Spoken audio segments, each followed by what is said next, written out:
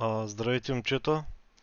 Видях снимката и исках само да ви покажа как да направите анализ на такива снимки за Lens Flare или така нареченото отражение в лещата на камерата. Защото много често се случва и на мене ми се е случвало. И общо взето какво се прави е отваряте снимката в Photoshop или в някакъв такъв софтуер за едитване на снимки.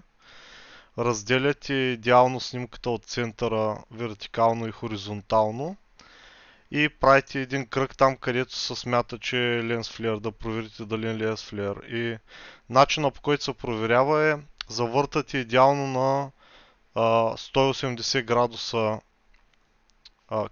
това, което сте начертали, и ако кръгчето съвпада с друга светлина, която е буквално огледално на центъра от снимката, нали, спрямо този обект, значи е ленс флеер. И тук може даже да се види, че фенера тук свети на ляво и има се едно почва ярко отдясно и после става по-малко ярко наляво, а тук е обратното, от ляво е по-яркото и става по-малко ярко надясно.